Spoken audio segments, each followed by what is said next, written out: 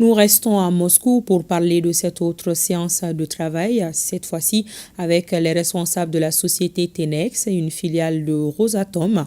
Les deux parties ont convenu des démarches à entreprendre dans les prochains jours pour faire avancer le projet de réalisation d'une usine d'affinage. Le ministre des Mines, Amadou Keïta, à l'issue de cette séance de travail, répond aux questions de nos envoyés spéciaux à Moscou, Yaya Konaté et Tchédje Kamara.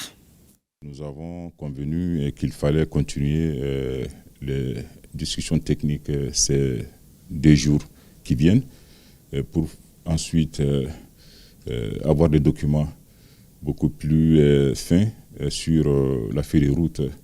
Et quand nous disons feuille de route, c'est beaucoup plus en termes de modèle économique, mais aussi des aspects techniques. Et quand ces documents, donc cette feuille de route sera préparée pendant ces 2 jours, nous nous retrouverons le vendredi, justement, pour l'adopter.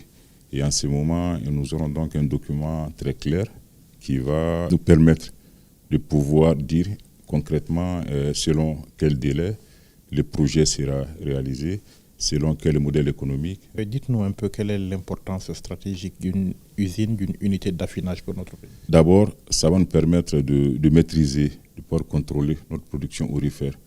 Vous savez, la production industrielle tourne autour de 70 tonnes par an. Et pour ce qui concerne l'artisanat minier, on n'a aucune maîtrise justement donc de la quantité d'or qui est produite à ces niveaux et souvent qui sort de façon tout à fait illégale. Or, avec l'usine d'affinage et les systèmes de contrôle que nous allons mettre en place au niveau de l'artisanat minier, nous allons pouvoir contrôler toute la production d'or au Mali. Et surtout qu'avec le nouveau code minier, toute la production d'or devrait être raffinée dans notre pays. Donc il y a un premier aspect lié donc, à la maîtrise de la production de l'or.